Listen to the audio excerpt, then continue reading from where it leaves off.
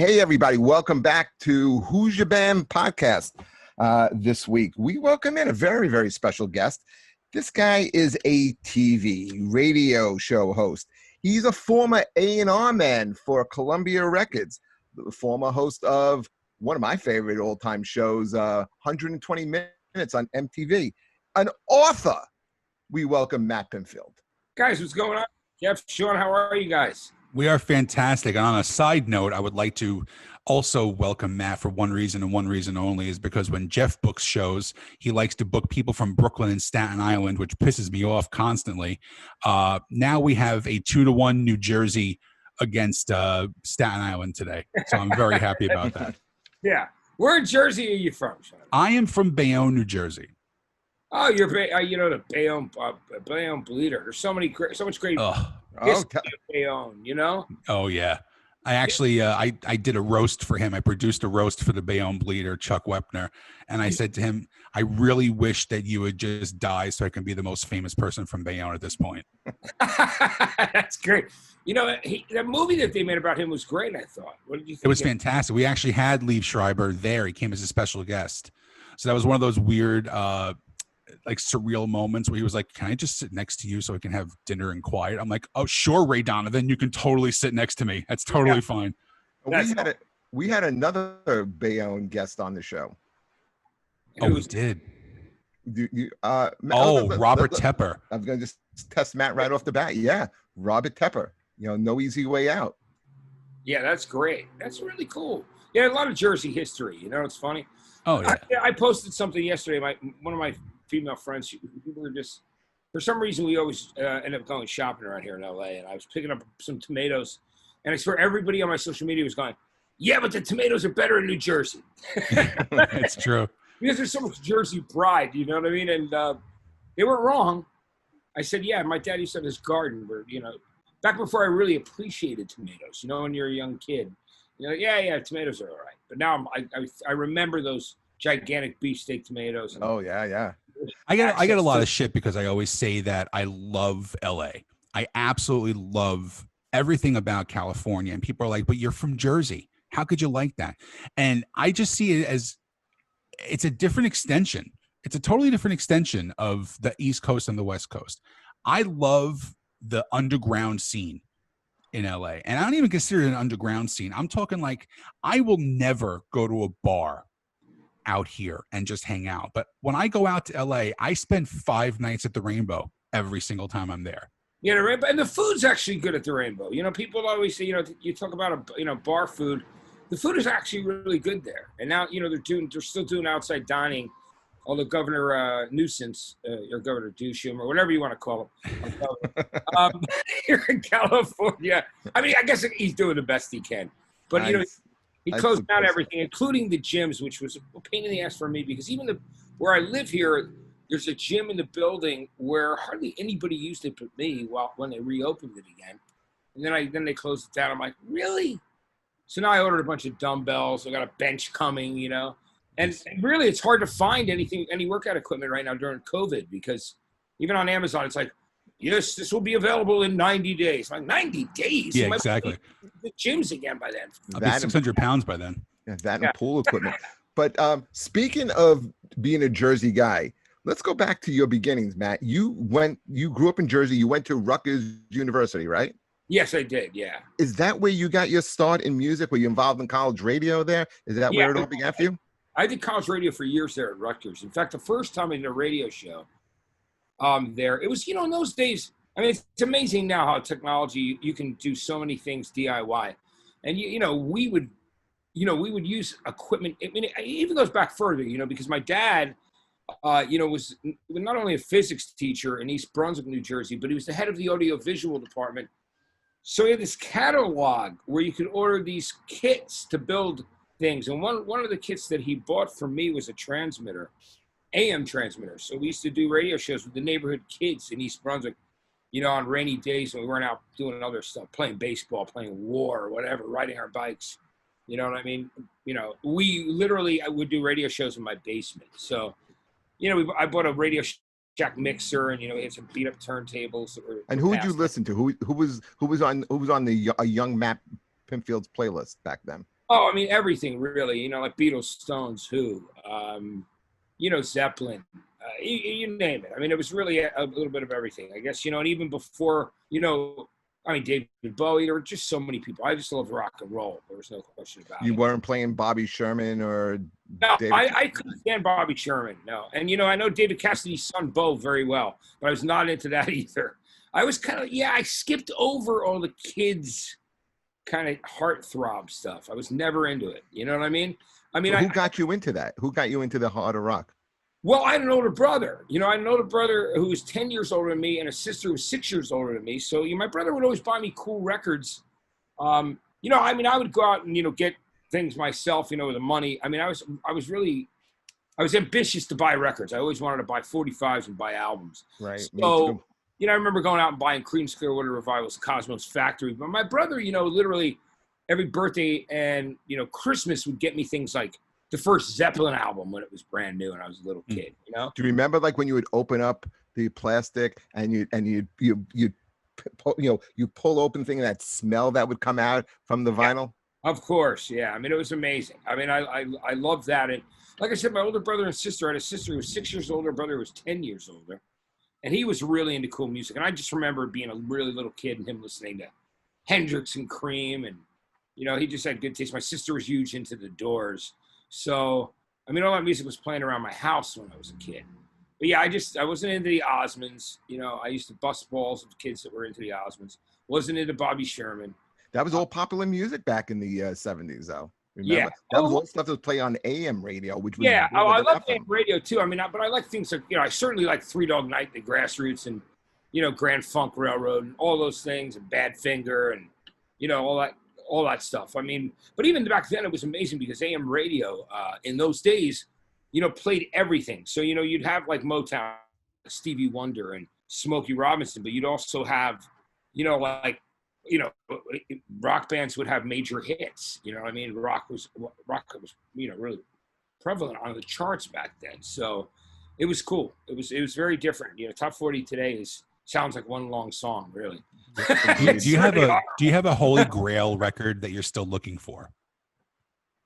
I don't.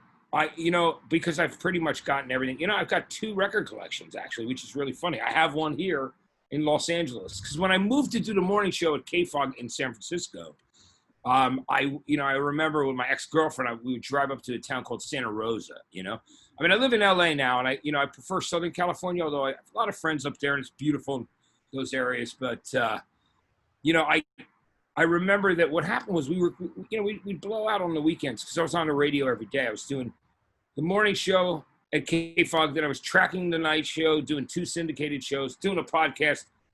I was doing so much stuff. It's pretty busy. So weekends would come, and we'd want to get out of the center of San Francisco. I lived in North Beach. I actually happened to become friends with, one of the, what we would call the Jersey wise guys of San Francisco and Little Italy there. He became my landlord. And he's got an incredible history that's right out of Goodfellas or something like that. But, I never had it was amazing because when they moved me out there, I had a relocation apartment for about 45 days. But I got to know the local restaurateurs there. I'd stop by and they were like, oh, sometimes they recognize me and they go, you're actually a cool guy. You're not some asshole. You're not, you're not full of yourself. You're a regular guy.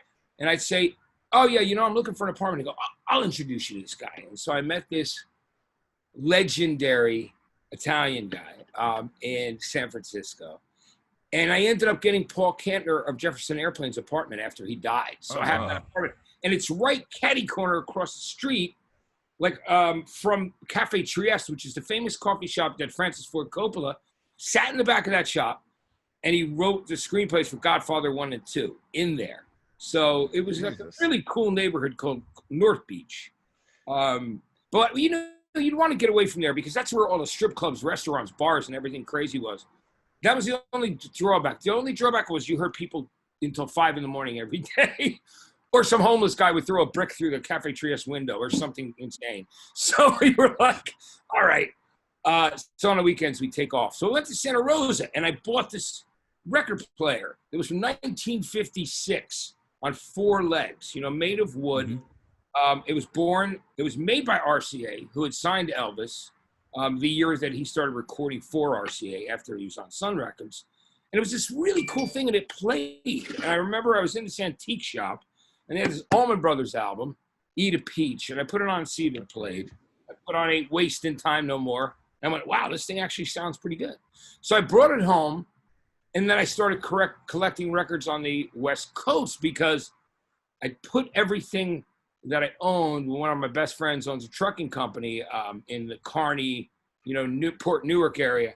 I ended up putting all that stuff in a container there. So I have another record collection on the East Coast, the one that I grew up in through all those years, spun in rock clubs with, and I started over. So now there's a room here full of records, and I'm like, yeah, if I ever have the time, which good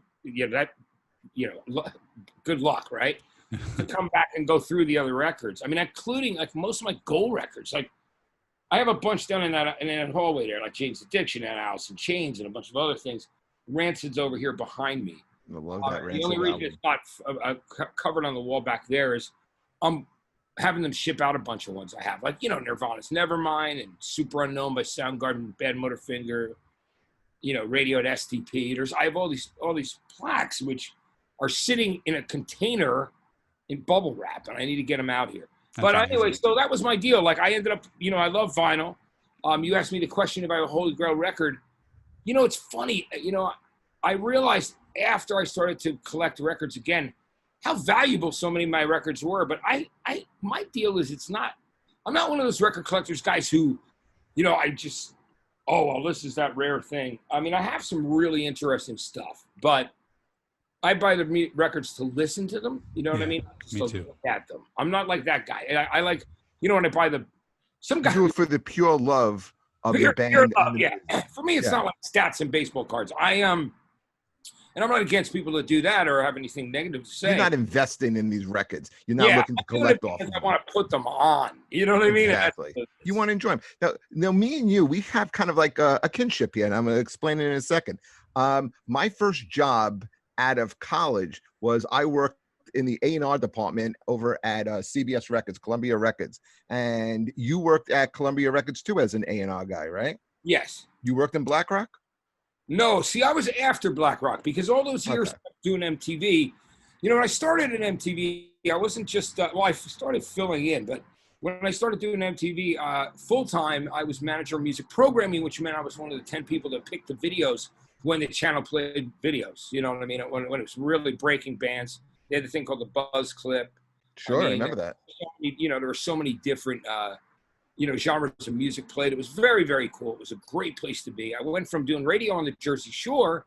I was at a radio station called WHTG. It was 106.3. Did you go from college to A&R, or did you go from college to radio? I went from college to radio. So I was doing radio on the Jersey Shore, started there part-time, ended up as music director and program director full-time, won some awards. Like I won these 2 national alternative music. And how old are you when you're doing this? I was in my, at that point, I was in my late 20s. Okay. You know what I mean? So, yeah, and like when I started there, I was in my, mid 20s. So, I did that for a while. And then, MTV, I guess, it was interesting because I would go out to shows. The record companies would want you to come out to shows. And I was just a lover of, I would go to shows even before. And this is as you're a DJ and this, right? Yeah. And I love music. I mean, I was going out before I even had those gigs, but, so I would go to a show and then I'd meet these people that worked in the MTV music department that were mutual friends of others. And they started to, a lot of them listen. Anybody who was like in Staten Island or Long Island or Lower Manhattan could pick up the radio station because, our signal wasn't amazing. What years were these? This was like from the, late 80s to early 90s. Oh, so you were around during like the height of the New Jersey, New York club scene when Sister and Great White Tiger and Zebra weren't quite signed yet, right? Yes, I was. And, I remember buying the first Twisted Sister single with Under the Blade. Yes. That wasn't the song that they would come out to. First, they would play the Who song, Long Live Rock, and then the lights would go down. They would open up with Under the Blade. Yeah, it was great. I love D, man. He's such a good dude. And I love that band. I mean, they were so cool. They were fun. I loved them. They were always in your face.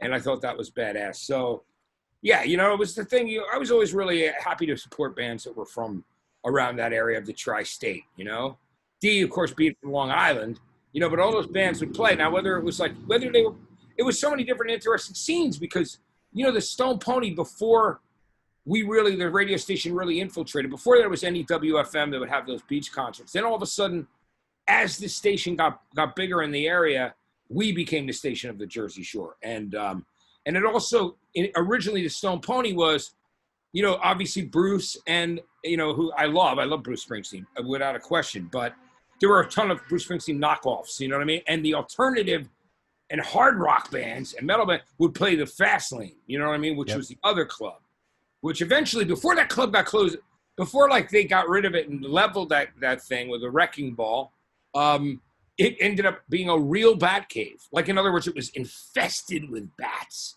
But I saw so many cool shows there, punk shows, new wave shows, metal shows. And it was the same thing for City Gardens in Trenton, New Jersey, the famous venue. And this is great because, Jon Stewart was the bartender at that club, City Gardens. And that was the place where I saw, everybody from Black Flag and the Replacements, Ramones, all the early new wave shows from Psychedelic Furs, to Men Without Hats. I mean, it was that.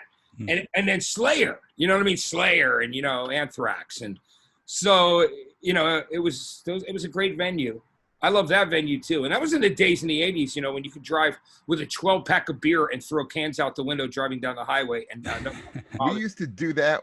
We would. I was living in Staten Island, and we would go down to. Do you remember the Fountain Casino in Aberdeen? Oh yeah, I DJ'd once in a while at the Fountain because I probably heard you because I would go down there and it'd be the same thing. You everyone picks up a 6-pack of beer. You're driving down, and as you on the Garden State Parkway, you throw out the cans of beer. Exactly. And no one cared back then. It was before Mothers Against Drunk Driver really made a major impact. I mean, that's when it's funny. I was DJing at this restaurant called Charlie's Uncle on Route 18 that doesn't exist anymore. But the entertainment was me and Richie Zambora. Now Richie would be on there every other night but me. But I always thought it was just one night. So it was really funny. I'm interviewing him and John at the Grammys about 2011. And, I've always been friends with them. Like Dave Bryan, I even stay at his house when I go back to New Jersey and stay sometime I'll stay with him. And it was really funny because I'm interviewing John and Richie, and I'm going, Richie, how about you and I starting out over at Charlie's Uncle? I go, and I would do Tuesday night, new wave night, and spin for people to dance. And on Tuesday night. What were you playing? Oh, back then it was everything that was new wave, like Duran Duran, Depeche Mode. I mean, it's everything that was kind of big as it was coming out that period of the early 80s. So stuff that people could dance to, and then rock stuff too. So I was mixing it up, but because to me it was all rock, you know what I mean? At that period of time, some of it just was harder than others. But so I'm interviewing Richie, and I go, yeah, Richie, I Tuesday night, new wave night with Matt Pinfield, and Wednesday night Richie Sambora and friends, and then he goes, and then I was there Thursday night, Friday night, Saturday night, and Sunday acoustic. And John looks at him and goes, what's the matter? You couldn't give our brother another night? Which is pretty fun. Okay. There's an annoying phone call. Sorry about that, guys. I turned the ringer off. But anyway, so, the thing was, that was what it was like. And some of the really interesting people that came out of that, so Richie was there. So we were friends forever. We used to party together. We were out of control.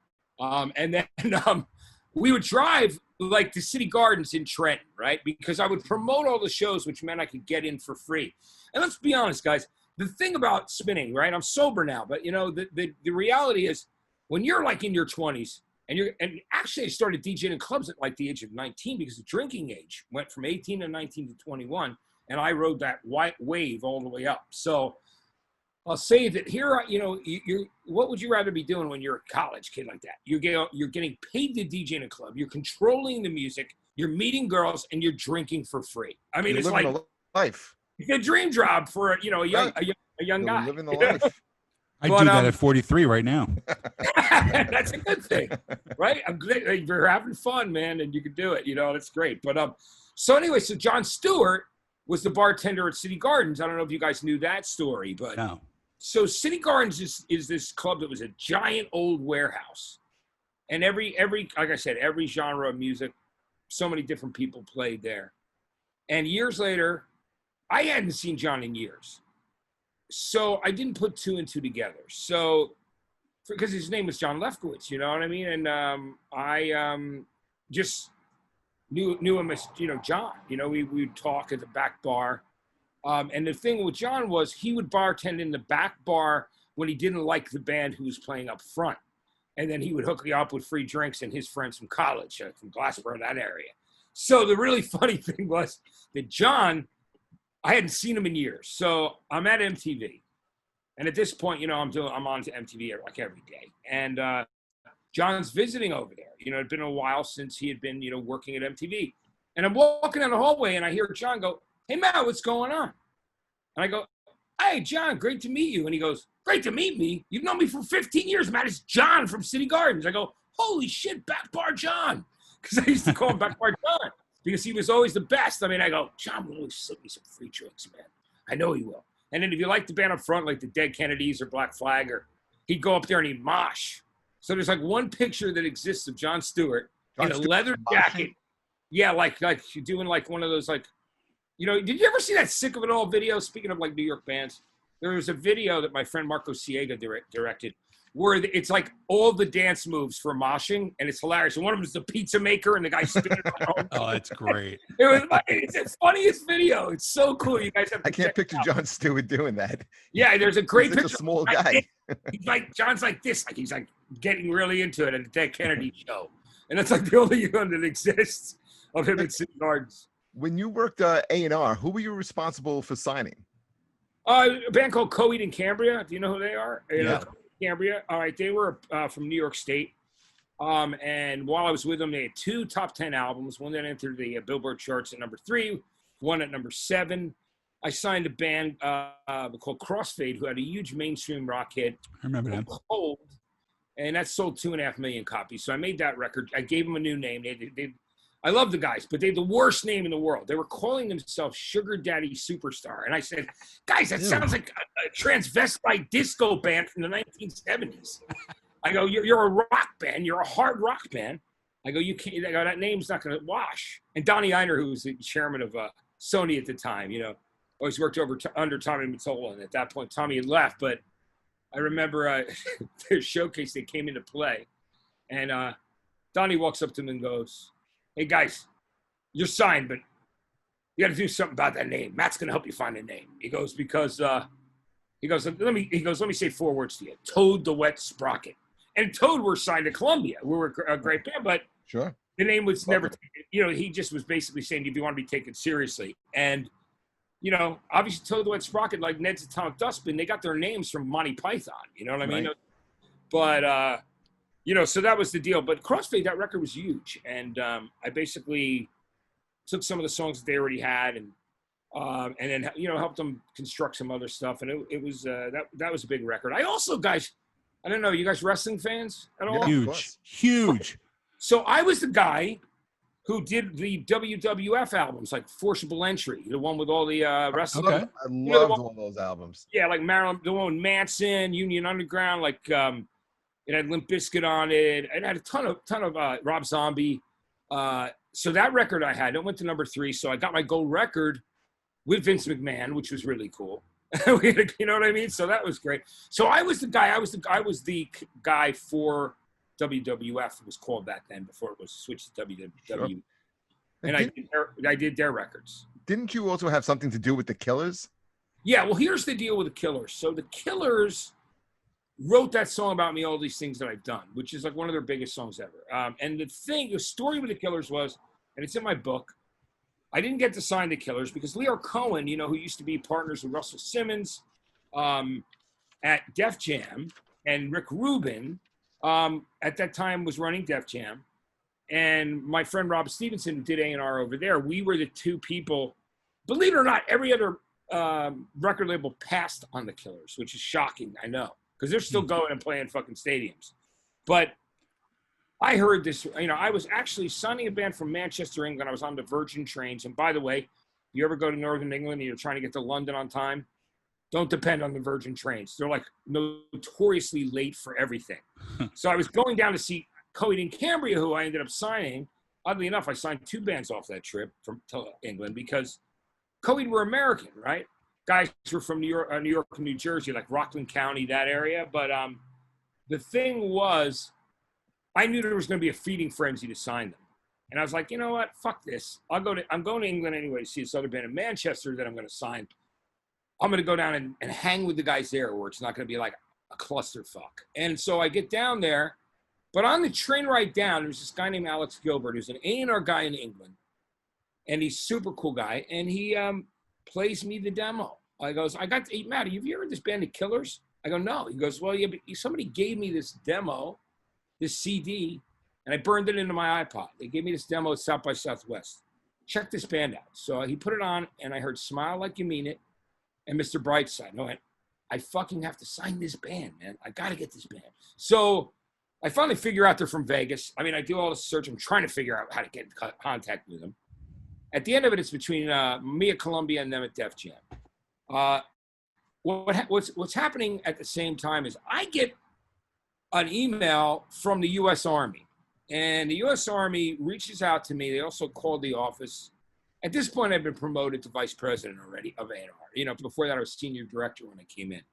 And the reason I moved back to the East Coast was, you know, I had a baby girl who was a year and a half at that time. And, you know, I was in L.A. doing Farm Club with Jimmy Iovine, Dr. Dre, and all those guys. Remember that show? It had every hard rock and metal band. It had, like, hip-hop artists. It was awesome, Farm Club. I loved it. But, you know, once Universal... once the .coms became .bombs and there was that big, the big kind of crash at Silicon Valley, Universal got cold feet and pulled out a large amount of our funding. And we were killing it. I mean, you know, I was on the cover of the business section of the New York Times, a picture of me and Dr. Dre on stage. And we were selling more CDs than any other outlet, including MTV at that period of time. We were selling so many because we had the wrestling lead-in of Raw and War. And they were the highest rated. That was when they were the highest rated things on cable. Sure. So we had a 15 share lead-in. So our show was like so highly rated. And all the people that loved rock or hip hop that were wrestling fans would stay and watch. You know what I mean? And so we sold a lot of CDs back in that day. But when that ended, I was going to try to figure out, well, what am I going to do next? And I'd always said that I wanted to do A&R. And I was talking to this guy, David Massey at Epic, who signed Oasis and a bunch of other people, pretty legendary English guy. And he wanted to hire me over there, but it was the height of the boy bands. So the boss, Polly Anthony, is no longer with us, really a nice woman. He was like, you know, I had dinner with her and she goes, well, if you had to sign a band like right now, who would it be? And I said Foo Fighters, right? So because I'm meaning I like guitar bands and I like rock. I mean, I like everything. I mean, I like synth. There's a lot of different things I like. But I think she wanted to hear an answer like in sync. So David said to me, he goes, just give it a few months. He goes, I'll get this done. He goes, when the new budget comes up, we'll get you hired.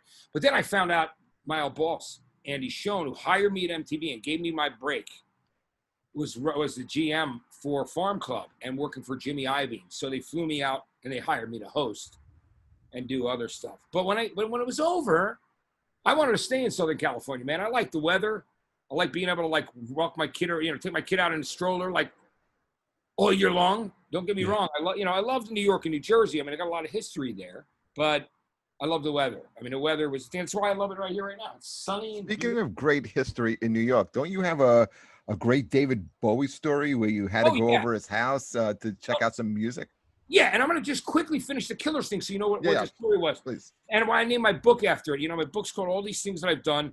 And by the way, it got re-released because Judd Apatow said that he loved the book and bought the book and he thought it was fucking great and loved the stories. So that was fucking cool because all of a sudden, after that's on social media, my book appears magically on paperback again. like it came out in 2016, and I did a lot of things to promote that, like Howard's after show. The only reason I couldn't go on Howard directly, Howard would have had me on, but you have to be in the studio with him. And I was living everything was kind of hitting at the same time, me just moving to San Francisco.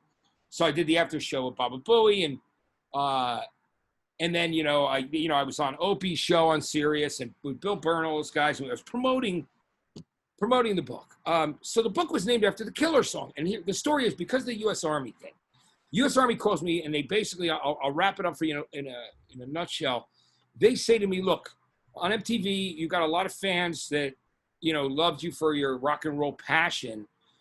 We have a lot of soldiers returning from Afghanistan and Iraq, and some of them are wounded, some of them are not, but we're putting on this big event incentive weekend, and we'd like to know if you would like to come and mentor the soldiers.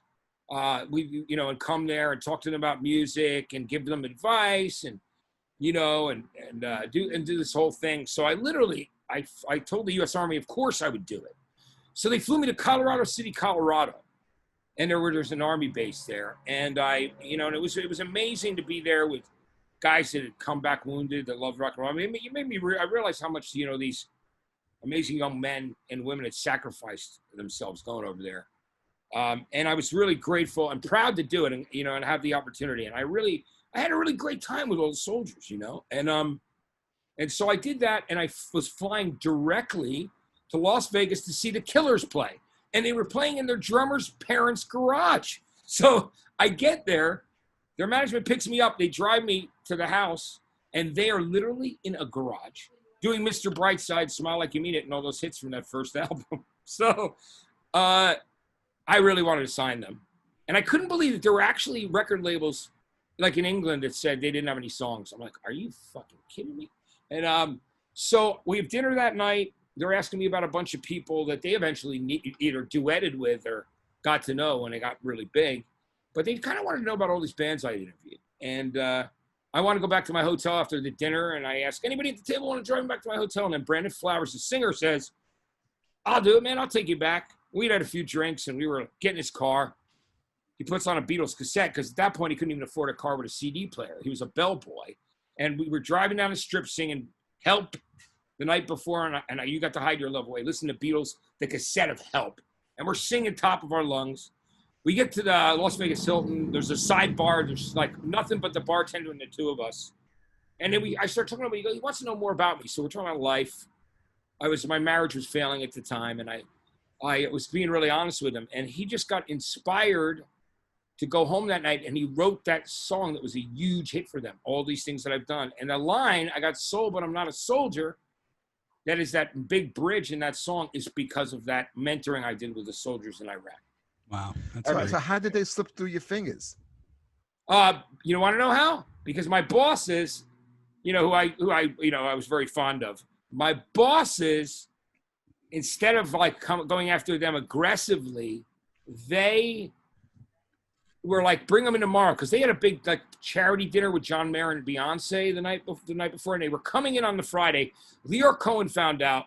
We knew it was like really tight between us. Leo Cohen got a limo, picked them up, and said, "What do I have to do to be in the Killers business?" And he just gave them a huge check, and they called me the next day and said, "Matt, we love you, but we signed with Island Def Jam." And then there were people at the record label were like, how can you still talk to those guys? And I'm like, well, I'm in the K-Rock music department. See, so I used to also be at K-Rock, and I would pick music, but I would never vote because of the ethics and because you can't do it for Plugola. I would never vote on a Columbia record. So I'd sit there and let the other people decide whether even my own records, they were worth playing on K-Rock in New York. Because, I was still doing K-Rock in New York for years. Right. And doing the buzz on that and, filling in and doing stuff. I mean, they wanted me to originally, when they flipped to alternative rock and modern rock, they wanted me to do 5 days a week, but I didn't have the time working on MTV and MTV2. So I continued to work for K-Rock. But it was just, I look back on that, and that was the deal. But that was it. I mean, Leo Cohen was really aggressive, and he was very smart. Great record company president. The difference is that the president and the chairman of a company, that's what he was, he can write a check. And I was, compared to a chairman, I was a lowly vice president. But I have a great friendship. And people, like I said, they ask me, why are you still friends with the Killers? I'm like, because I have two different hats, man. And I'm a music lover. I'm not taking it personally. Bridges. Yeah. So right. We still have an incredible friendship. After I got hit by the car and was killed out here, and I got out of the hospital, I was on a walker at the Chris Cornell tribute concert. I was on a walker at the Alt. Alter Ego iHeart show. The Killers were headlining with Muse and Weezer, and the Killers dedicated that song to me that night on stage. Oh, wow. And they wanted to see the pictures of my head torn open, because there is a picture that exists that even TMZ like blurred out, but it's like for people with general stomachs, you don't want to see that photo of my head. I've seen the picture. It's pretty amazing. That was gnarly. That was a Isn't that gnarly picture. Gnarly. Yeah, that picture is unbelievable. TMZ blurred it out. TMZ likes me. Like, they've never talked shit ever. They always say nice things because, they're like, he's not an asshole. So, you know what I mean? So when they reported on it, TMZ, they broke it and then it went everywhere. But I was lucky to be alive, after flying through the air 15 feet, Oof. head going through the windshield, leg broken in half. But anyway, so that was the situation with the Killers. And you'd asked about David Bowie, and that was... Yeah, because you get a phone call. I think this is amazing. This was in the book, I believe. Yeah. Yeah, you get a phone call that David Bowie wants you to come over his house, to listen to tracks of a new album. First of all, what do you do when David Bowie calls? What do you bring? Do you bring flowers? Do you bring out? What do you bring how do you dress? I have a million, because I love Bowie. I see you have a Bowie, a book or something. I absolutely love Bowie. Were you nervous? A million questions about this. Well, I'll tell you, it kind of starts. There's a whole chapter in the book about that as well. And because like I said, it was just re-released on paperback, thanks to Judd Apatow's comments about it. And because it was originally released in September 2016, but it's still relevant in every way. And so the Bowie chapter is, Bowie was one of my heroes, like you, Jeff, as a kid. Loved Bowie. I saw him at the Nassau Coliseum in 1976. Do you have a favorite Bowie song? Oh, I have so many, you know what I mean? But I always go back to the one that I sang in bands when I was a kid, and that was Rebel Rebel. And that's, I don't know if it's my favorite, but it's one of my favorites. I mean, it's a happy song. It's a happy song. You can't hear that song and not just start bouncing your freaking head. Yeah, because that riff is so great, and I love those albums, that run of albums. Like, I got to go with Young Americans.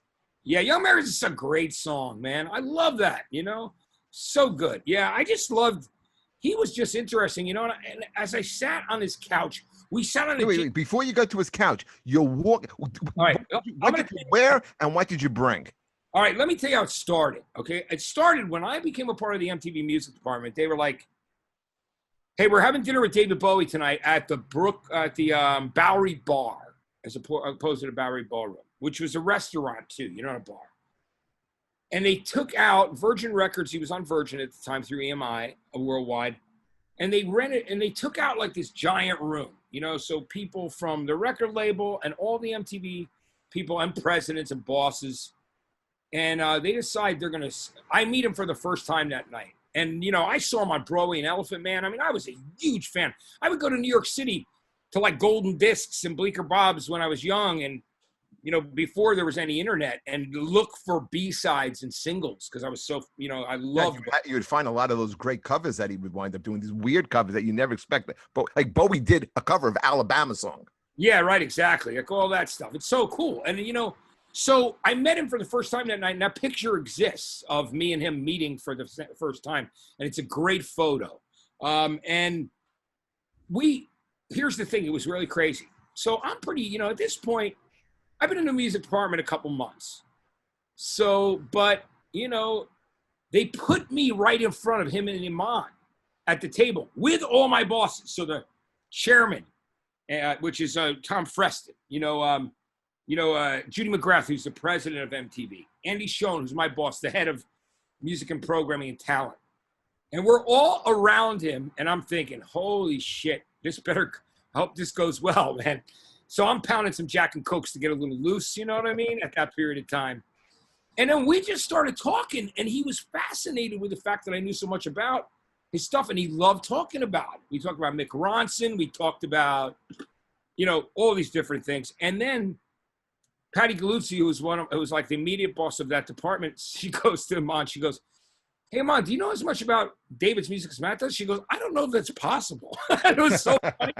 And we're sitting there, and then Bowie quietly goes to me. He goes, hey, listen, Matt, I'm going to tell you something nobody knows yet. But I'm going out on tour with Trent and Nine Inch Nails. He goes, but I'm not going to do any of my singles. He goes, would you help me with the set list? Would you give me some ideas? He goes, I love your opinion. on what tracks I should do. And of course, it was really, I said, for what I did right away, I said, well, all the current bands that have done songs, I go, obviously, Men Who Sold the World, Nirvana. I said, Was this the one? Was the album with Little Wonder? Was that the album that was coming out? What's that? Is this the album that he was putting together with the song Little Wonder on it? This was Heathen, which was okay, sure. The one where he covers Cactus by the Pixies and Slow Burn. But the story is incredible because this is much earlier than that. So this is like in 95 when I was in the music department. I started in the music department at the beginning of 95. And so, but I've been doing MTV shows since 93, you know what I mean? A little earlier. So, and I've been on a channel even before that in 92. So it was, we're sitting there and I'm giving him some ideas off the top of my head. I go, Smashing Pumpkins did Moon Age Daydream. STP did Andy Warhol. So I'm going through these songs and giving him a list. And then I go, hey, you know what, man, do you have at that point, I'm like, do you have a fax number or an email? And he goes, tell you what, I'll give you my phone number. So he gives me his phone number on a piece of paper. And Stephen Hill, who ended up being hired the same day I did, but ran BET for years, he knew I had a few cocktails. So he took the number so I wouldn't lose it. So that's great. And then I went up to the rehearsals with him in Trenton, Connecticut, and so, and then I would go see him, and I remember the craziest thing, I'd be with Tom Fresson, we go to Radio City Music Hall to see him, and David would come off stage and go to me, hey, Matt, was it good tonight? Was the show good? I'm thinking to myself, you're asking me if you're fucking good? You're David Bowie, man. Of course you're good. You're phenomenal. I didn't say that, but I was like, yeah, David, it was a great show. All right, so time goes by. We were in touch 95, 96, 97. Same time I became friends with Lou Reed. You know what I mean? Like Lou was emailing back and forth with me, and Lou came in and he couldn't believe that a guy was doing the show 120 Minutes who knew all that shit about the Velvet Underground and about his albums. So that was another friendship that I struck up during that period. And but Bowie, so it's a little while. So this time goes by, few years, and I'm doing A&R. I start doing A&R 2001 at Columbia. I'm there. It's pretty new, First guy who took me out to lunch was Peter Asher, the guy who was in Peter and Gordon, His sister dated Paul McCartney, Jane Asher. And, he produced all those Linda Ronstadt, James Taylor albums and all that stuff. And he was so nice. He was like, took me out the first time I played him some demos that I had brought in with me with some artists. And, but people were, getting in touch. And I had struck up a friendship with Tony Visconti, the David Bowie producer, who produced T-Rex too. And all of a sudden I get a call in my office. Tony's like, Matt, how you doing, man? I'm really happy about your new gig. And this is after 9/11, guys, because this is, I don't know, the other side of the story is I moved 2 blocks from ground zero 10 days before 9/11. Wow. So that was insanity. And I moved down there on John Street because I had a relocation apartment. I was coming from LA. I'm like, fuck, these apartments in New York City are so damn small. What am I going to do? I rented a house in Sherman Oaks here for less than an apartment in New York City back then. It had a indoor-outdoor grill, a guest house with its own fences around it, a giant built-in pool, marble stairs, for $1,000 less than what I was actually paying for an apartment in New York City with a little 2-bedroom. So I moved down by the grounds. I moved down by the financial district, by the World Trade Center, because the apartments are a little bigger down there. And 10 days later, we're no longer there. You know what I mean? We evacuated with my daughter. The miracle there was that she had an earache the night before because she would have been in that Battery Park daycare. She had just started there, where the parents didn't know if their kids were alive or dead for 8 hours. I would have had a heart attack. Can you imagine? No, I don't. I would have lost my shit worrying about my little girl. Of course.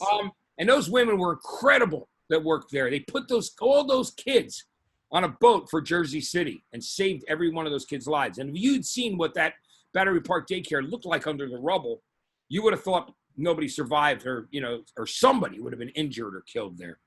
Anyway, going back to the Bowie thing. So shortly after that, we have a relocation apartment on 8th and 50th Street in New York City. Because we go to Jersey, I kept my SUV in on 2nd and 38th where the relocation apartment was. My wife at the time was like, hey, why don't you bring the car down here? I'm like, what are you talking about? $400 to park a car a month? That's 2 weeks already.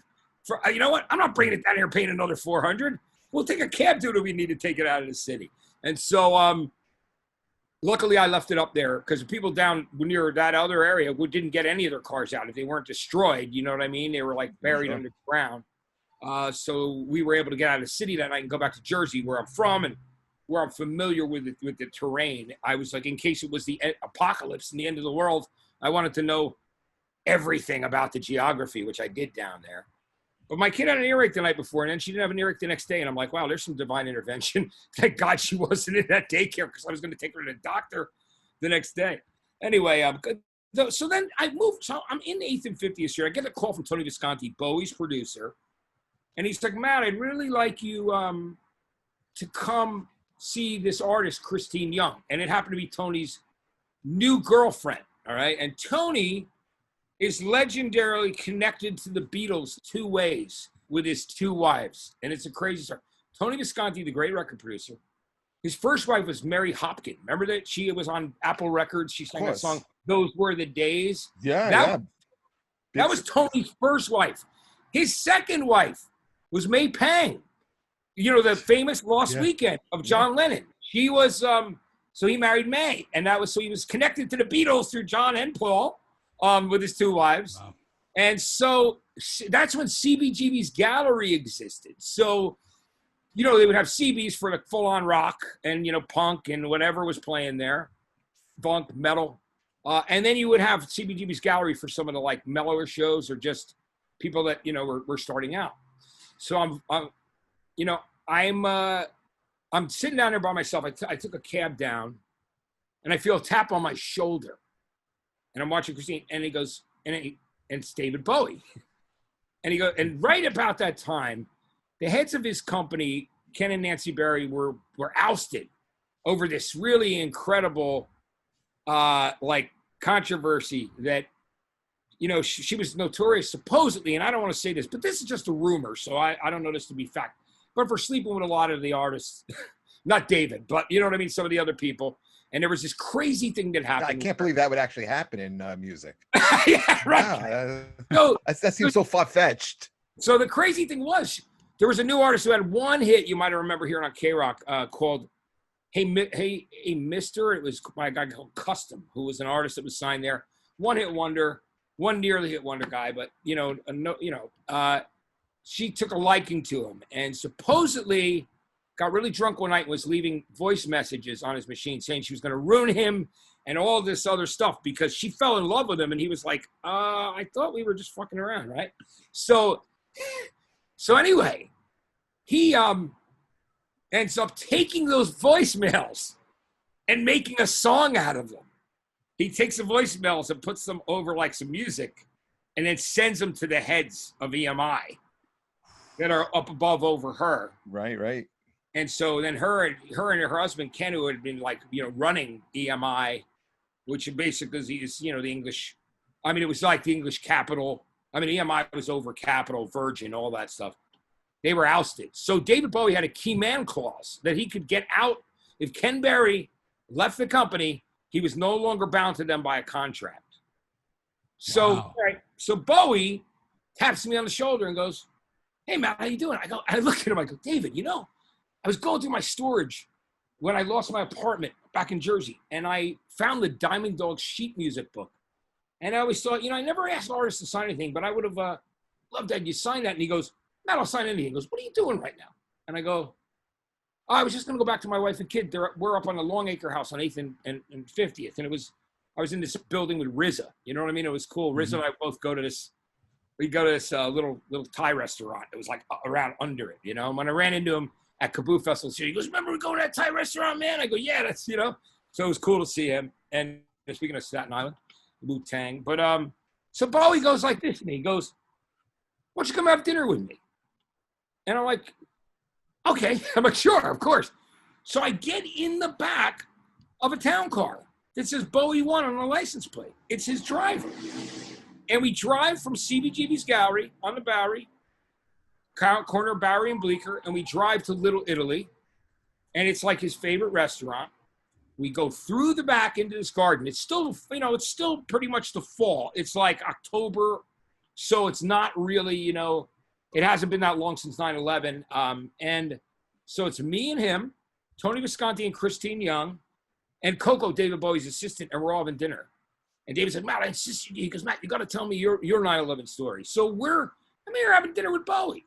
And then me and Tony Visconti, we're talking about Mark Bolan and T-Rex and how Tony used to go in when Mark would write a song and then he'd lay all the strings over it that had all the really cool, added all those really cool sounds to those T-Rex records. So Bowie goes to me, he goes, Matt, he goes, well, Matt, while this is all happening, does it seem surreal to you? You know, you know what? At this point, I'd interviewed so many people like Page and Plant, it was surreal in a way but I didn't, at the time, I just kind of went with it. You know what I mean? Now looking back, it's more surreal than ever. But I mean, the thing that's wild about it, especially now that he's not with us anymore. And I loved it. But, and he was charming and he was very kind to me. So we're having dinner and we're telling stories. And then he's like, I'm going to have you come into the studio. I'm working on this record. I'd love to play it for you all the way through. So he's working at Philip Glass's studio there, which is right there by Canal and Bowery. And I go down and I meet David, and we're sitting in this little room, this lounge. And he's like, at that moment, he found out from Interpol, not the band, of course, the organization, the policing organization, that somebody was selling his old outfits from the Aladdin Sane tour from the Ziggy years on eBay. And someone stole them off the stage in Portugal. And he was so happy he'd gotten them back. He goes, you know what? He goes, usually stuff like that won't bother me. He goes, but they belong to me. I'm really happy I'm getting them back. So he got them back. We sat and we listened to the original version of the album Heathen. Mick Rock came in, speaking of legendary photographers who took all those pictures of Bowie back then. Sid Barrett, Lou Reed, Iggy, all those great pictures. Mick, so it was kind of a reunion. Tony, Mick, David, and I'm here for this thing. I'm along for the ride. We listened to the record, and the story is great. So, I thank him, and all of a sudden, here I am. I'm back at the office one day, and I have Steve Thompson. Steve Thompson became a great friend of mine. Produced and mixed a lot of records. Was one of the co-mixers on Appetite for Destruction, one of the greatest albums of all time. And so I wanted Steve to produce this band that I got a demo deal for, which was the first thing. So he's over at the Hit Factory, which is this legendary, it no longer exists, but it's a legendary New York studio. And it's really ironic that the day I walked in there, Luther Vandross is sitting in the lobby. And I always wanted to ask him. Who sang on Young Americans. Right. He sang on Young Americans. So I always wanted to ask him, hey, Luther, man, Matt Pinfield, he goes, I know you are. I've seen you on TV. How you doing? And I go, I always wanted to ask you, you released a version of Fascination from Young Americans? And Bowie, no, you released, but your version was called Funky Music Is a Part of Me. I go, why was it different? And he goes, you know what? He goes, David thought it was too presumptuous to say funky music is a part of me. He said, so he changed it to Fascination. So that was the deal. Bowie didn't want to be like, all right. He was already calling it Plastic Soul, even though it was genius. Young American, Station to Station, those albums were so great.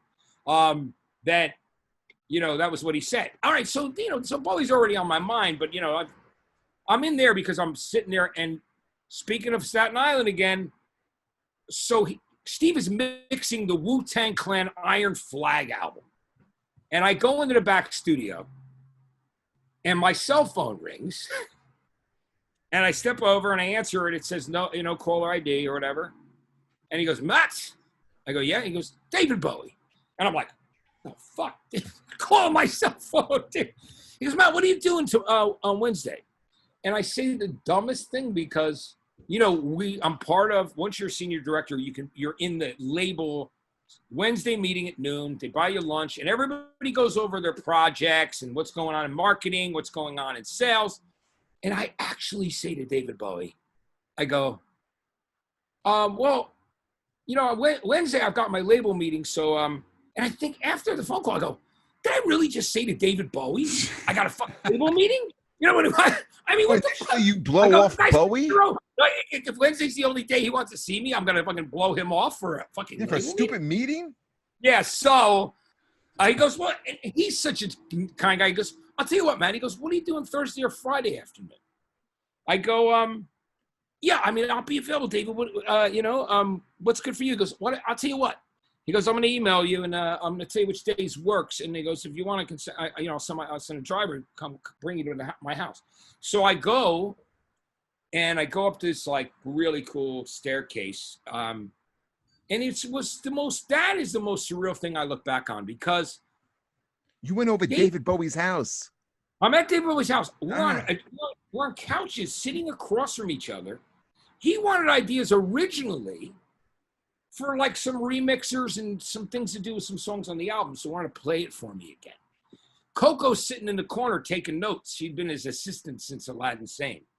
And Coco's really cool. And, David and he just said to me, he goes, Matt, I really love and appreciate your knowledge and your like openness to, how open you are to music. And he gave me this unbelievable compliment.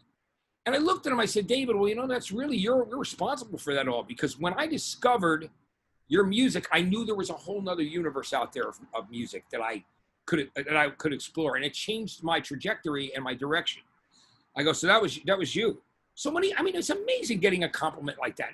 A guy telling you how much he respects you and loves your knowledge. And so we listened to the whole album. And Coco goes, hey, David, I think you should play Matt those other 5 songs. And he goes, I don't really know. I go, David, you got to play them for me. So like, I can't believe, you would think I'd be there like going, like twiddling my thumbs and being like, super like, but no, I wasn't. I was pretty. Are you just sitting there, or are you walking around?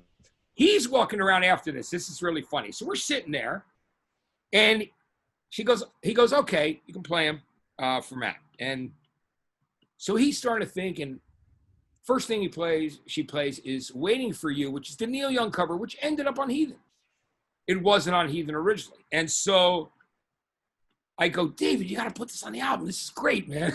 And he gets up and he starts to pace and smoke a cigarette and go in and out of the balcony, like out to the garden out there over New York City in that area down there by like 4th and Broadway and all that area. And he's, and it's funny because then they play another song, Slow Burn. And he goes, what do you think of this? And I go, you got to put it on the album. So then it's another track. I tell him you got to put it on the album. And he starts to think. He starts getting he starts smoking, pacing back and forth. And then he plays Everybody Says Hi. And he goes, now, what do you think of this one? I go, Dave, this is great. It's really hard to leave this off the album. So he's like, you're gonna make this a triple album. Yeah, and he's ready to second guess. And then he goes to the 4th track and he goes like this. He goes, all right, man, what do you think of this one? I go, I go B-side soundtrack, and he goes like this. And he rubs his hand across this thing. It was the funniest, coolest thing ever. And it was like, sure enough, I'm not going to say I won't take full credit by any means, but I certainly got him thinking. He put those 3 songs on the album and switched them out for other songs for B-sides. Did he thank you on the liner notes? No, he didn't actually. But David has never done that. If you look at any of his records, that's he doesn't even give A&R credit on any of his records. But I basically A&R'd the record secretly. He told me to do. He goes, Matt, this is on the download. This is on the DL, and literally said that. And so it was great just to have done it. It was brilliant, for me. And then ironically, he signs to Columbia Records, but he's on David's level. He's dealing directly with the president. You know what I mean? So. But he's the kind of guy, he takes full control over stuff. But I got him thinking, changed the songs, got a Grammy nomination for Slow Burn, which he wasn't. Yeah. I don't know whether he won it or not, but he definitely got nominated. I can't remember exactly, but it was brilliant. And I'm there the whole afternoon into the evening. And then, I'm there with my hero. Right. And then as I'm leaving, he says to me, he goes, Matt, he goes, I know you're friends with Scott Weiland. And he goes, I know he's been struggling. If you want, he goes, let him know that he can call me anytime he wants to talk about, those kind of struggles, which was a beautiful thing to say. Got in the car and went back to New Jersey. It was absolutely, in retrospect, it's surreal, but it was unbelievable. And I was just like being myself the whole time. And I think what's so great about it is that he changed the tracks on the album. He took the one out about Uncle Floyd, made it a B-side. Which I thought those songs were better than that song anyway. And there were a couple other things he switched out. Like there was a second version of the song Sunday there were 2 versions of the song. There was a reprise. So he took that out. He took this song about Uncle Floyd out and one other, and he switched them out for those 3 songs. Is that unbelievable? So that whole thing is unbelievable. I've always been a fan of Bowie. One of the most really just amazing experiences I ever went to is the museum exhibit in Brooklyn. You know, it's amazing. I did this concert last night with Bush. You know, it was the first of its kind, this thing called Fan Tracks. It's a virtual concert. You can, like, the crowd can hear each other and the band can on the sound stage. And where's the band performing? We were doing it on a sound stage in Burbank. All right? No people in the audience? No people but us, the crew. It's like the crew. I did the whole pre-show, which was very cool. I showed some of their videos. I rolled in interviews I did with Gavin and then with the whole band, Gavin and Rossdale. And then I did an after show after the concert where we took people's questions and he answered fans' questions. And it was incredible. You know, for the first time of doing anything like that, we had almost 200,000 people watching. People loved it, and it was a great experience. So it was awesome to do this thing with Fan Tracks. And, you know, 6 Degrees of Separation. And by the way, my old co-host of my morning show in New York City at RXP, Leslie Fran, was joking with Kevin Bacon when he was in. She goes, you know, hey, maybe you have 6 degrees of separation, but Matt's got 2 degrees. People who know him or people who know someone who knows him. And he goes, yeah, you're probably right. But it was pretty fucking funny. But, yeah, so it was great last night. It's like a new technology thing, you know. And, I mean, look, for me, it's like I was so grateful to be asked. And the 6 Degrees of Separation is that the guy who produced it and one of the guys that worked there grew up 10 miles from me in North Brunswick, New Jersey. I was from East Brunswick. We had mutual friends. Guy came up to me at the Kaboo Festival that I hosted that broadcast last year. Like, I did a couple really cool things before last year, 2 festivals. And the best was I got to do Rock in Rio. They flew me to Rio, and I hosted 7 nights of streams for every country except for Brazil.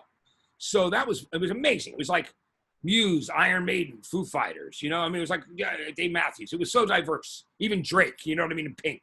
I mean, there were so many different people on that bill, but it was so much fun. I hosted for 7 nights. I have this incredible picture. Like, if you go to my, profile picture on Facebook or Instagram, there's a photo of me on stage with my back to the crowd of 150,000 people, because that's how many attended every night. It was a beautiful moment. And the producer of those shows said to me right before the last night, he goes, Matt, I think you should zip line over the crowd. And I go, because there were all these like extreme sports guys ziplining over the fucking crowd of 150,000 people. And I'm looking up there, oh, that's nice. And I look at him, I go, well, maybe. He goes, no pressure, no pressure. And sure enough, I stood on my balcony when I got home that night, and I back to the hotel. I looked at the ocean on the right, the mountains on the left, and I said, you know what? I may never get this chance again, so fuck it. I'm going to do it. So I got up, and they filmed the whole thing, and I zip-lined across that crowd of 150,000 people. That's great. It was mind-blowing, man. And, you know, they were filming me. When I got up there, they had a camera there, one on the ground, one where I come in on the other side. And the one guy goes, Matt, how you feeling up here? I go, scared shitless. Because it was like all the way up. I looked I looked like I didn't look out over the crowd. I'm going up that thing that's like 700 feet high or whatever it is. And maybe higher. And it was an incredible experience. And, you know, I hold on to that right now while we're not allowed to go, we can't go and see concerts, you know. Mm-hmm. I miss that. Matt, I was supposed to be at Guns N' Roses last night. Me too. Yeah. Was there anybody that you saw as an A&R guy and got it wrong where you said, nah, they're not that good. They're not going to make it, and they wind up blowing up? No, there was none like that. Actually, I mean, I wish I could tell you there was, but there wasn't. I mean, there were people that other people signed that I thought were really, really good. And, you know, like The Used and, you know, people like that, but signed with other people. I remember taking, you know, it's really funny. I remember, and then bands would want to sign with us, but because the deals were too rich from their management, you know, we didn't sign them. But, you know, a young kid who later on went by the name of Skrillex was in a band called From First to Last. Now, Skrillex, I took him out for his 18th birthday. There was my favorite restaurant in New York City because it was so old school. There's pictures of Sinatra there and all these other people right next to the Chelsea Hotel. It was there for 88 years. Oh, it's on 23rd Street. Yeah. Quixote, you know that place? Because, I perform at Gotham. It's right down the block. Yeah, right, you do. And I would always walk by Gotham all the time and sometimes go to shows there. So Yeah, I loved El Quixote, and I would take every band there that I was courting, and just in general, I would eat there. We would eat there all the time. And with my assistant is now the global head of rock for Spotify, Alison Hagendorf. She was on Fuse, and she's like my sister. And we would go there and eat all the time, and I love that place. Even after I rode 50 miles on a bicycle for a charity in New York City called Road Recovery. One day I went there with my girlfriend at the time, right after, threw my Cannondale bike in the back of her SUV, went right to El Quixote. So that place, when that closed, I said to myself, I go, another reason to be pissed off about New York right now. And I love New York, but you know what I'm saying. It's one of those things where it's like any city, things are so transient in the sense that. It had to kill you when Bleecker Bob's closed and became a sushi restaurant. Yeah, Bleecker Bob's, CB's, but I mean, Hilly didn't really. They were all like doing that Save CB's thing. And Hilly didn't really want it. Hilly wanted to get rid of it at that period of time, which people, don't realize. But I will say that I loved hosting the 3 CBGB's festivals for 3 years, 2012, 13, 14. I hosted and did keynotes with like Chris Novoselic from Nirvana. And Duff played there with Duff McKagan's solo band, Jane's Addiction, Devo. We did these concerts and closed down Times Square, like on Broadway. And then we would have to break when they had the matinees on a Sunday, but we threw these concerts after the initial stuff. So they had me host those for 3 years while they were doing it. And then when all the principals couldn't agree on it anymore, somebody had the bright idea of putting a CBGB's Cafe in Newark Airport. And you wouldn't eat CBGB's if you somebody paid you $100,000, let alone use the toilet, the famous toilet. Which is I've been saying now, if the CBGB's toilet was still around, everybody could just go there and lick it, and you'd be completely cured of coronavirus. I was going to say that. Yeah, because whatever existed there would kill anything inside your body if it didn't kill you. So it was unbelievable. It's one of those things where people used to always say to me, guys would go in there and go, "Hey, dude, anywhere we can do some lines of coke?" And I'm like, dude, I got some suggestion for you. If coke makes you take a dump, I don't think you want to do that right here. You're going to have to go downstairs, and that toilet, you're going to get scared. Believe me, my friend, you don't want to do cocaine here at CBGB. It was very strange going to see an actual show there after they closed CBGB's, because I got to go to one of my favorite bands, the Gaslight Anthem. And I got to go to their record release party there. And it was just very, very strange seeing, knowing that I grew up going to CBGB's, going there, knowing the history, knowing all the Sure. Was it at the store? Yeah, Varvatos store. They actually cleared out the clothing and stuff. And I believe, if I remember correctly, they still have the walls. They do. They do. And they wheel them out and pull them outside. John was on my my other podcast. Well, it's not really a podcast. I guess it is, but it's more like a streaming show I do called In a Lonely Place that I started doing during COVID for Music Cares. And he was on it the other day. Did you get that name from the Smithereens? Yes, absolutely, from the Smithereens song. Because I love those guys. Love the Smithereens, yeah. Yeah, so great. And they've been my friends for years. I was friends with Pat. And, I saw those guys, the first show I ever saw them do was in 1981, 82. At Rutgers, they played my college benefit, my first ever WRSU. Oh, wow. Benefit. They were the band. And all they had out was a little single at the time, the Girls About Town single. So underrated. Yeah, great. So great. So I named it after that song because I love them. I love that. Love that. Humphrey Bogart movie, from 1950. That's where Pat. Such a cool mood song, too, right? Yeah. It's almost like a sexy song. It is. I love it, man. And I'm I was sad when Pat died. I really was, But I stay in touch with Jimmy Babjack, and Dennis, the guitar player. Didn't Marshall Crenshaw sing with them for a little bit? Yeah, two guys, actually. One of the guys, the singer of the Jim Blossoms, and Marshall Crenshaw. Oh, wow. That's a great fit. That's a great fit. It is. Those guys both took over for Pat and have been touring. And I've been in touch with Jimmy, through social media. It's number 2, but during the COVID and everything. And, I love the Smithereens. I'm proud of all those great Jersey bands. Gaslight Anthem. Even like those emo bands like Midtown. I signed Midtown, who were, and it's funny because that label Drive Through, which was a big emo label. Richard and Stephanie, I've known since they were 13 and 14 years old, taking a bus to go to my friend Judy's record store, which actually used to be Jimmy and Dennis's record store from the Smithereens before they took off.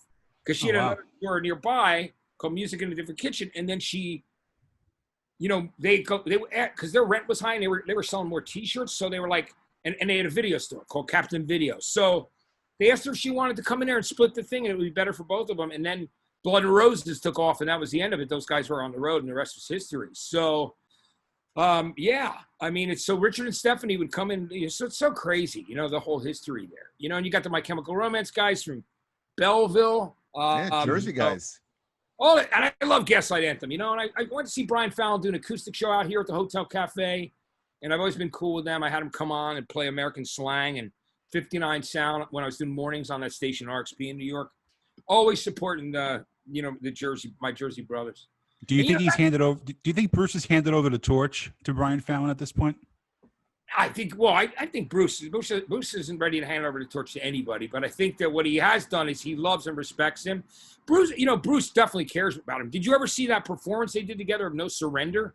It's live. I have, and I cried watching it. It was beautiful. And you know, what I mean is, I'm just saying Bruce is not going to give up. Bruce will be fucking Bruce. And you see what Bruce looks like now? Yeah. He looks tremendous. Oh, He's at the gym every day. He's 70 years old. He's in better shape than all of us. Hey, let me tell you, you know what's amazing? When he did that one tour, and I went to one of the Giant Stadium shows. Remember when he was like hanging himself upside down from his mic stand? Yeah. Nailed into the ground? It was great. And you know, I love Bruce so much. Bruce, when I left the Jersey Shore, that radio station, HTG, I'll never forget my last show because I stayed on the air for 8 hours, you know? Because I'll tell you guys, I never expected to be on the radio again, let alone be on MTV regularly. And I didn't want to go into MTV in the music department and make them think that I had a hidden agenda to be on television. So I was it just happened very organically.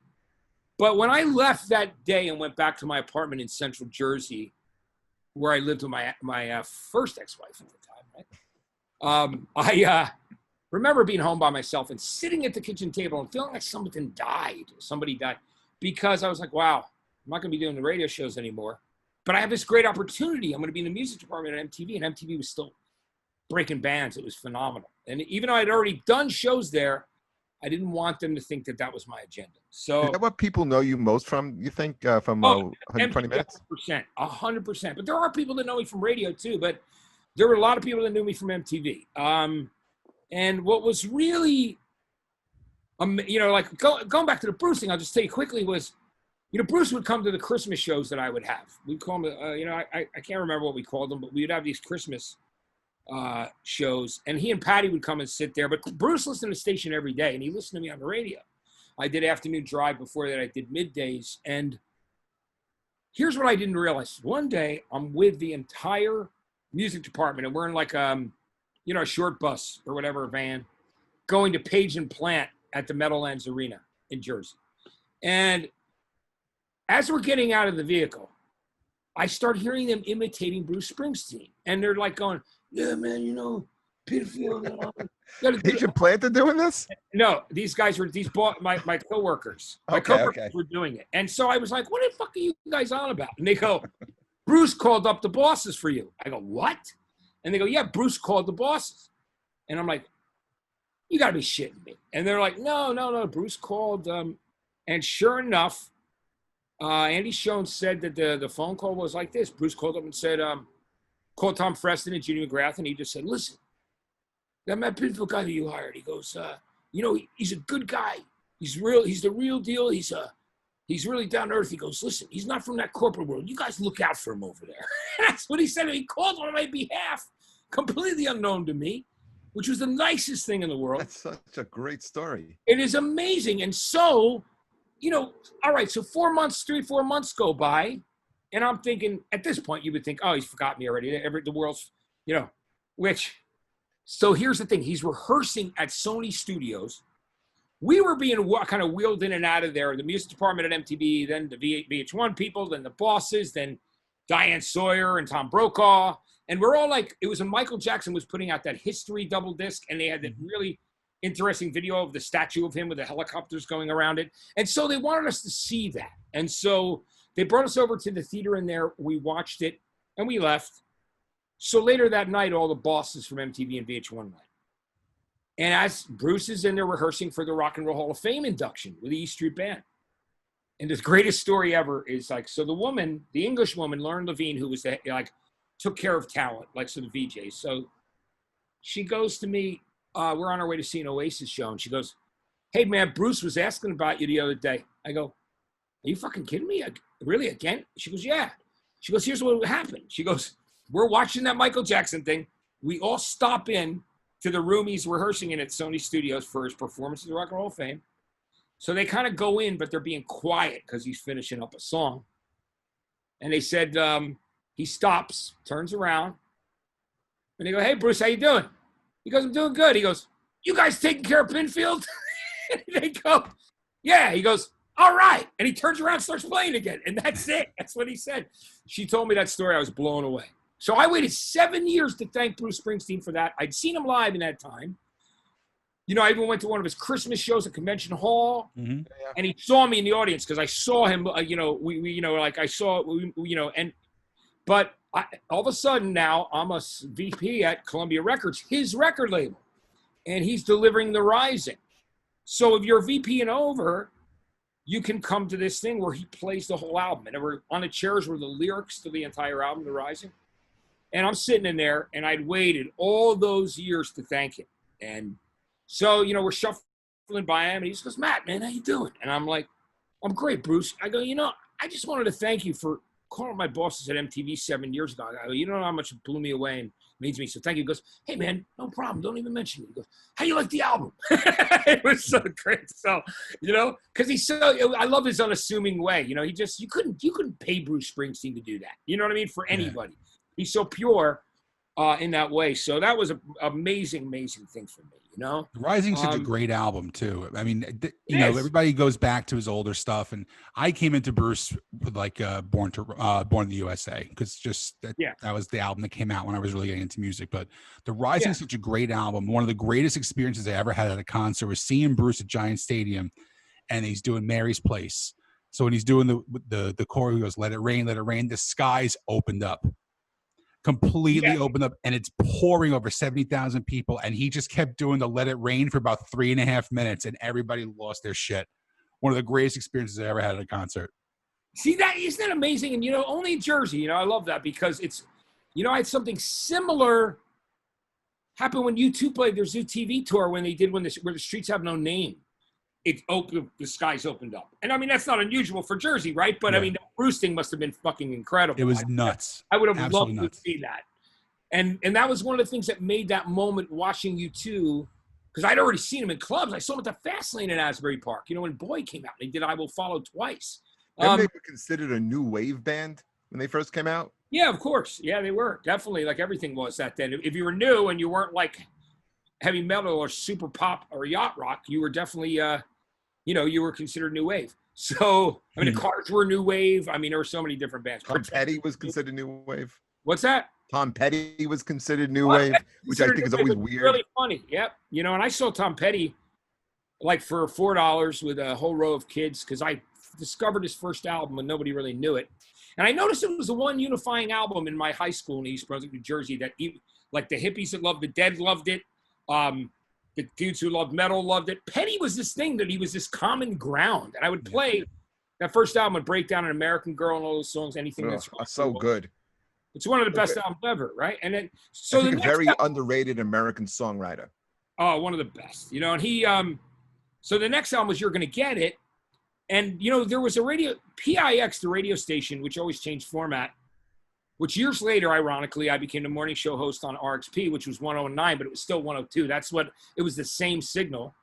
From 78 to 80, they were like a station that it did play the Eagles and Fleetwood Mac, but it also played Elvis Costello, Joe Jackson. You know, it played all the new wave stuff that was coming out at that time. And the Police and, it was just, the station was so great. And they would do things like play a new album at midnight on a Friday night. And I remember before the album came out, recording on a boombox, You're Gonna Get It, the second Petty album, and then bringing it to high school, you know, and playing it there. And then I bought a row of tickets for me and my friends. I didn't pay. I mean, they had to pay me back. I mean, I wasn't made of money, man. I was working at a fast food restaurant like a Roy Rogers, probably, I think at that time. And like, you know, I delivered papers and cut lawns to buy records when I was a kid. You know, nothing got handed to me.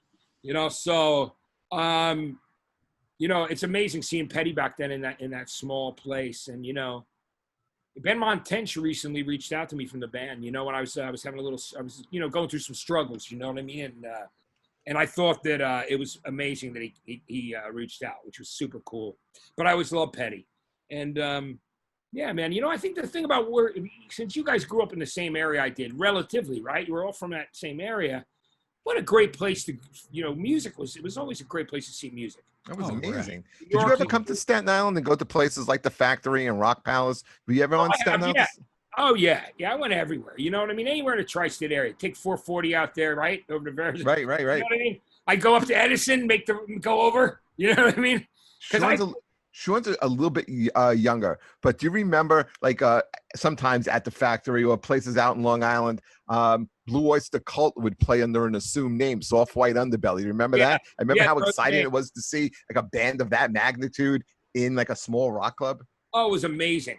I've got a great story too about like when we used to do the Christmas shows with Glenn Burtnick and all those guys, we would do at the Bottom Line. And, you know, until I moved to California the first year in 2000, I would sing the Pogues' Christmas song, Fairy Tale of New York, with another woman and do that duet. And then eventually, you know, I would end up doing that like on all the stages in New York City except the Garden. I sang it everywhere. Roseland, Hammerstein Ballroom, Irving Plaza. Yeah.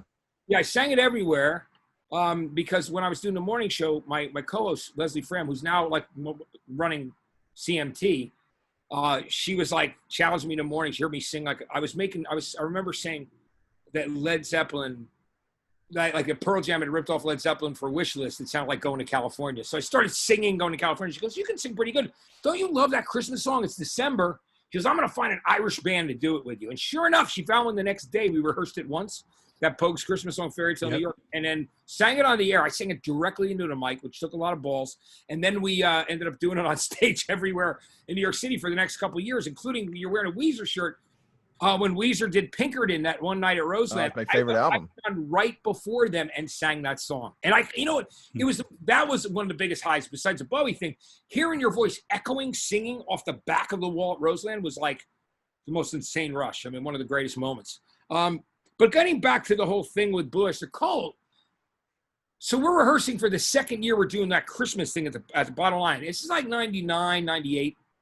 And we're rehearsing and we're doing the Pogue song. And Glenn asked me, "You want to do another song?" I go, "How about like Wintertime Love by the Doors?" It's a waltz and it's like, it's winter. We're doing a Christmas show, right?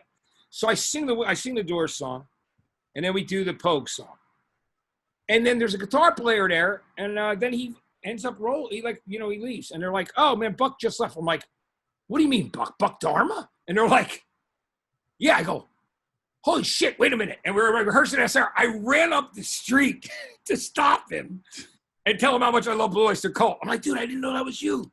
You know what I mean? And he came and played it that night. And, you know, I love Blue Oyster Cult. I always did growing up. You know? Always. So, you know, those records are great. Did you ever get a chance to see the Black and Blue tour when they in the early 90s? Oh, yeah. Yeah. That's one of my favorite all-time concerts. Yeah. Speaking of all-time favorite concerts, let's just go through a quick hit list before we wrap this up. Best event or concert you've ever seen? Like, what's the one that stands out in your mind?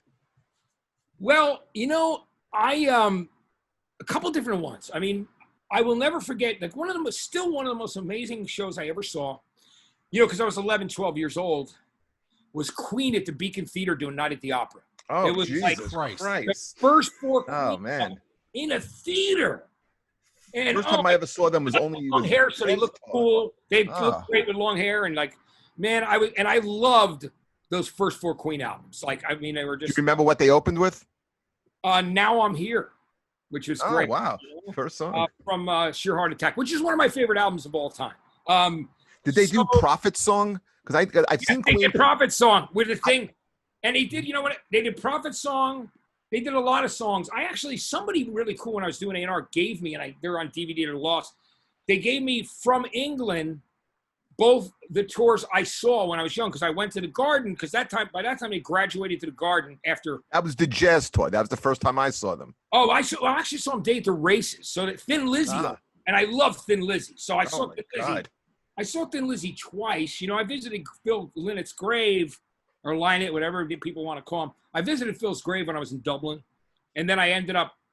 That was another one of my favorite stories. Is like I'm out with the guys in the Frames. You know what I mean? That band, the Frames, who came from the Commitments, and then one guy, of course, wrote and directed Once, and that movie I love about the kids in Dublin, Sing Street. What a fucking great movie that is about the '80s. These kids form a band, and he did Begin Again. So I'm out with these guys in the Frames, and this guy, Steve Leeds, who's like one of the heads of talent over. I've known Steve for years. He's a promo guy, but he works at Sirius XM. So we became very close friends. And we're over there with the Frames. The next night, we're flying to Cork to watch U2 with U2 on their little jet.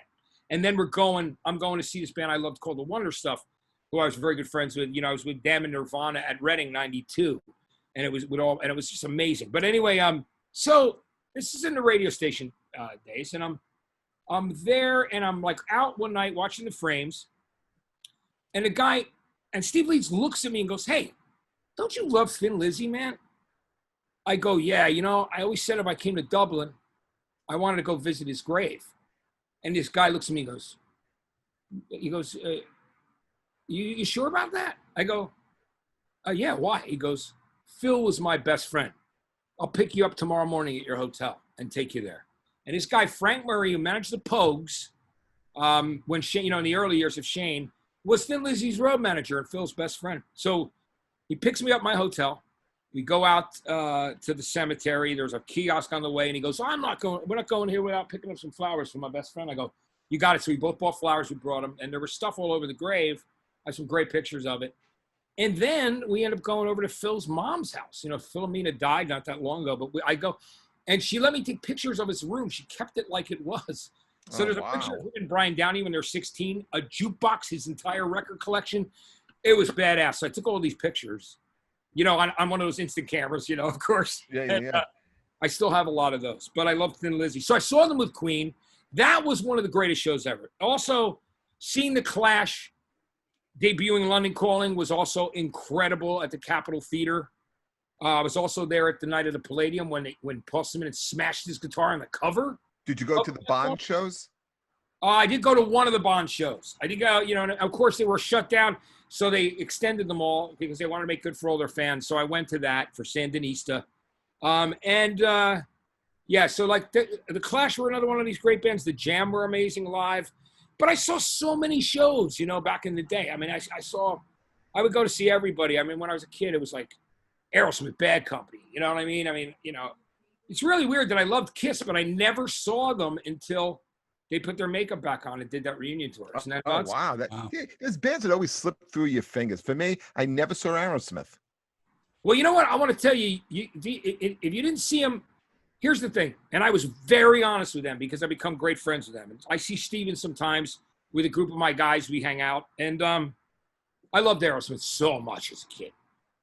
But they were terrible live in those days, like when they played for Rocks and Draw the Line. Like that's by the time and Ted Nugent opened, they sounded like shit. And I was very, very honest with Joe. And Joe's done charity stuff for me, like at Road Recovery in New York City, came down. You know, we have a great friendship, me and the band. But I was really honest. I said, "Man, you guys broke my heart, man, when I came to see you at the Garden." And his sound was like, sounded like shit. It was awful. Oh, it was the biggest disappointment ever. And you know, Joe looks at me, Joe Perry, and goes, "You know what, Matt?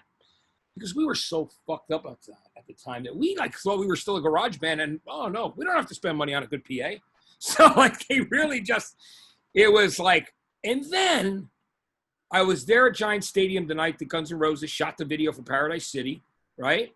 And it was Guns, Deep Purple, and then Aerosmith. Aerosmith were phenomenal.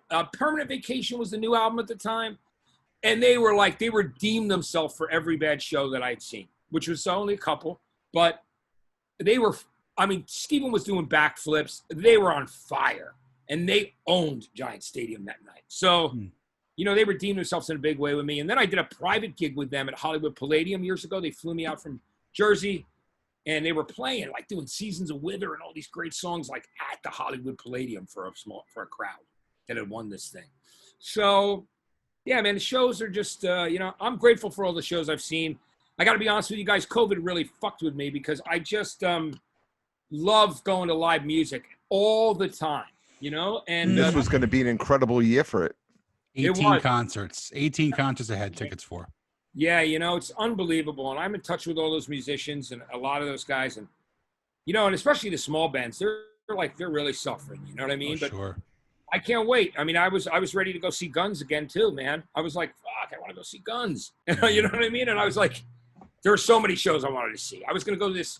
They were doing this festival out here. If you like any like the 80s New Wave stuff, and it was called Cruel World Festival. My friend Jim Philippan was putting it on with Golden Voice, the company out here. And it was Morrissey, Blondie, Bauhaus, Devo, Psychedelic Furs, Echo and the Bunnymen, Gary Newman, like 50. You had me at Morrissey. Yeah, dude. And Morrissey was the one who curated it with him. Morrissey named it Cruel World. It was going to be badass. It was going to be really cool. It's a shame. We had Mark Rizzo on here from Soulfly, and oh yeah, Mark's a good dude, man. And yeah, Jersey guy, and he said he lost a year's worth of work because of COVID. Yeah, my heart goes out. That's the thing. My heart goes out to all the people. The bartenders, the club owners. The guys the guitar techs, the drum techs. The merch people, all the people that depend on that every year. It's heartbreaking, man. And now I saw somebody say recently on the press yesterday, they didn't think, my friend Mark Geiger, who used to be the head of William Morris Touring. I've known him for years because he started Lollapalooza with Perry, but I knew Mark before that. Mark and I were friends through Dramarama, another Jersey band who got big in California, who I love. They're my brother. band that should have been bigger than they were. Much bigger. Such a great band. John Easdale, what a great songwriter, man. I love that guy. It's sad right now. We just got to all hold on, but isn't it amazing how like the UK, they like put a $5 billion bill together for the arts to, help sustain venues, musicians, all these programs. And why the hell can't we do that here? It's because terrible. We have leaders that paint murals on the floor. Yeah. That's the reason why. It's pretty fun. Right. Yeah. But, I just, I got to tell you guys, I'm just very grateful, to be alive, because I definitely pushed the envelope too many times in my life, being a fucking wild man. I'm so grateful to be sober right now. I had a relapse during COVID, like I started drinking again. And it was, what part of what that was the COVID insanity, because I'm so used to like hanging out with my boys, going to like recovery meetings. A lot of comedians you guys know. I'm friends with all those dudes. Go to their shows at Comedy Store and everywhere around here. And, and then a lot of all the rockers, like all the rockers that that are the ones that are open about it. And a lot of the other ones want to keep it very anonymous. So I would never break that for them. That's a code, we couldn't do meetings anymore, but Zoom meetings. I was out at shows 3-4 nights a week, going out to dinners, going out to see movies. I'm just a guy who likes to be active. It felt like Groundhog Day, and one day I picked up the bottle and, started drinking vodka again, and it was like, it wasn't good. It wasn't like I was laying on the floor, like throwing up on myself or anything, but it was becoming it where— brought you back to a bad place. Yeah, it brought me back to a bad place, guys. And I was like, and my friends noticed it, and then they like did that incredible GoFundMe thing, which I was horrified about, at first, because I'm like, I'm halfway on my way to treatment. Talk to the guys at Music Cares, and I didn't really want to. I didn't want to ask anybody for anything in a pandemic or anything from anybody. Period. But there's only so much your insurance covers. So I went into treatment. I did a month up in Sausalito, California, and it was a great opportunity for me to reboot. And I feel really great now, and I'm on fire, man. And I'm in a really, really great place. And when Rolling Stone printed the article with my story, like last week or maybe the week, it's been about 10 days maybe. It was amazing the response I got, because I have no fear. Like, I think you got to own who and what you are. So for me, I've always had people say, Matt, you have a platform. You know what? Use it for good. Use it to let other people know, that they can get help and that, they're not alone. And that was what I did, so when they wanted to interview me about it, man, I gave it, gave the whole story, man. I was so open about what happened, like relapsing during COVID and life in general. And I got so many letters, man, from New York City, everywhere, Paris, Australia. And, people on my socials that were saying, like one woman, my heart went out to her. Her son in New York City was 30 and he died, and his best friend OD'd after 5.5 years of being sober. So it's like COVID has really affected the recovery community and people. Sure. So it's, so what I'm doing is, I'm out there, man. And people have been reaching out that I know that have gone through similar things. And I'm like staying in touch with them and trying to be like somebody to lean on and support. And I feel like that's my responsibility, man. He said, like, it's like I have the platform. If you don't use it for something good, I think sometimes it goes away. It'll go away. And so I just want to be super honest. I own it. You know what I mean? I always, like I said, it doesn't define me. What defines me is who I am with the music and everything else. And as a father, things, but it is a part of my life and a big part of my history. And I just don't want to live my life with hiding anything. I've always been a very, very honest, straight up guy. And that's, the only way to be. So, I'm feeling fucking great. And, it was amazing doing that broadcast last night with Fantrax. And I've been doing a bunch of different stuff, but I mean, the whole crew was like, holy shit, you nailed this thing tonight. And it was a great feeling. And, you can't do that if you're not sober. You know what I mean? If you have struggled in the past, you got to be on your game. And so I'm just really psyched, man. I'm in good spirits, and, I speaking of like guys that are, and support, I'll never forget my social media blowing up in the beginning of 2017. And people are like, did you hear what Howard Stern said about you this month? And Howard got on the radio on a Monday morning, opened his show and goes, what my favorite DJ is? And they go, and Robin goes, who? He goes, Matt Pinfield. And he goes, and he went on to say why he liked me on the radio and me, and I was blown away because, I worked with him at K-Rock and we always got along. Like, when we see each other in the halls or at like Christmas parties, but that was like the nicest thing ever, and that meant a lot to me because I have so much respect for him as an interviewer, and as a radio personality. So that was really great. But, those are the things. It's like ziplining across the crowd. The things with David Bowie, having Bruce and Howard, like, endorse you. Those are things, you look at those life things and you realize that those are the things you have to definitely hold on to during crazy times like this in COVID, man, because so many people are out there suffering, and my heart goes out to so many of them. And me as a father, I have 2 daughters and I'm so grateful. I was concerned about how they were going to be doing and their mental health, and they're both making it through and they're doing good, and I'm very grateful. So that's all that's important. That's the only thing that matters at this point. Yeah, I love my daughters and family and stuff and friends. I'm very blessed, but guys, I just had such an amazing time with you guys. Thank you. So listen, you look great. Thank you. I mean, we enjoy watching you on Access TV. You give great insight into any segment that you're part of, and we really appreciate you spending as much time as you did with us, man. We really do.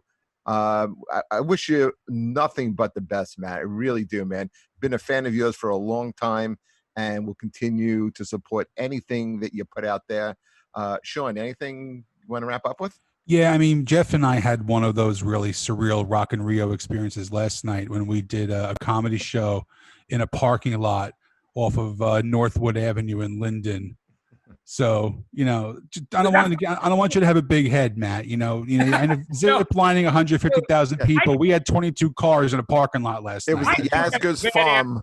I'm so glad you're doing it. We have to do it. Dude, Linden, Newark, Elizabeth, man, I know it all. You know what I mean? I just, do you guys like going? Do you guys love going to the Ironbound and eating Portuguese food ever? You ever go? Oh my God, Fernandez Steakhouse, Iberia, Fornos. Take your pick. Fucking great, man. I love it. Right? Next time you're in town, guys, we got to go out. I will do that. Let's go. It's on Jeff. Yeah, man. Let me just tell you, I'd love to have dinner with you guys. It'd be really cool. We could meet up, talk music. Absolutely. Oh, yeah. Comedy, but Absolutely. I enjoyed being with you guys here today, man. It was Thank you. It was an honor. It really was. it was really a pleasure, guys, and thanks for doing it, man. And let me know what's up. But it was a lot of fun. And Matt, weather out there today. Be well. Oh, it's a nice Take care of balmy yourself. 96 degrees here today. Yeah, I can't wait till I can actually fly there and not be under 2 weeks quarantine. I mean, who has 2 weeks? You know what I mean? That's the thing. Yeah. I want to come back to the East Coast. Believe me, I want to come see everybody, man. I was really hoping I'd be able to visit the Jersey Shore. Do hit us up, man. Definitely hit us up. I want to hang with you guys at some point. Asbury is hopping right now. It is hopping. Yeah, it is, right? It's so killing. is Astoria. Yeah. In Oh, Queens. it's great. Greatest Greek food, man, right? Greatest Greek food. Big time. Love that. Hey, guys, listen, thank you so much for having me on. You know what I mean? Thank you. Our pleasure. Our pleasure. And we'll talk to you guys again soon. All right? All right. Be well. All right, you got it. I will, Thank you, guys. Matt. Thanks a lot. Thanks for So long. All right. That wraps up another Who's Your Band. Okay. We got another show coming up. Actually, this week we have Ron Bloomberg from the New York Yankees and Harris Stanton. So look out for that. Parting words, Sean. We should have zip-lined across the parking lot in Linden, New Jersey last night. I think that would have been an epic. I'm sure I think there was a guy taking pictures on his cell phone. So we're good. Listen, we'll Photoshop Matt Pinfield into the shot. So that was a great. All right, episode. man. I'll see you in a couple of days. Adam, take care. Thank you for everything, and we look forward to more of this. Take care, everybody. Be Later, well. guys.